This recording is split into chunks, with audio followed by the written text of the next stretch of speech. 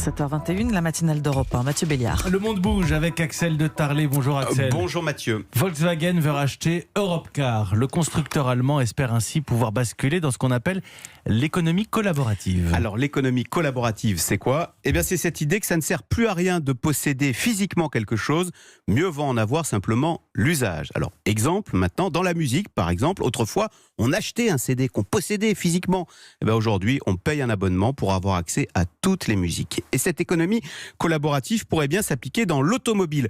D'autant que dans les grandes villes, on le sait, c'est de plus en plus compliqué d'avoir une voiture. Et donc plutôt que de s'évertuer à posséder une voiture, pourquoi ne pas simplement en avoir l'usage ? C'est exactement le principe des plateformes type Uber, Blablacar ou Drivey, qui s'appelle maintenant Getaround, qui sont autant de façons de rouler en voiture quand on veut, où on veut, sans posséder de voiture. Et donc, avec Europcar, Volkswagen chercherait à organiser cette économie collaborative ? Exactement, parce qu'aujourd'hui, les loueurs de véhicules ont des modèles très 20e siècle, très ancien monde. En gros, ils attendent le gogo dans les gares ou les aéroports et surfacturent si vous rendez la voiture avec une rayure. Donc pas très populaire. D'ailleurs, vous savez que Hertz vient de faire faillite aux États-Unis. Quant à Europcar, il a dû solliciter une aide d'État pour survivre à la crise. Effectivement, Volkswagen voit en Europcar l'outil idéal pour essayer d'organiser lui-même cette économie du partage où l'on ne possède plus de voiture, mais on paye un abonnement pour en avoir l'usage.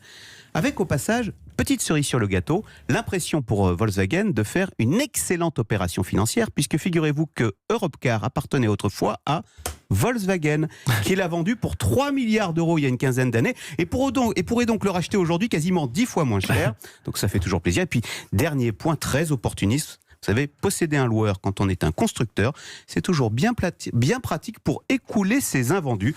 Autant de raisons qui poussent Volkswagen aujourd'hui à vouloir racheter Europcar. Le monde bouge. Merci Axel de Tarlet. On le comprend mieux avec vous. Le monde bouge, vous le racontez tous les matins. Il est 7h23.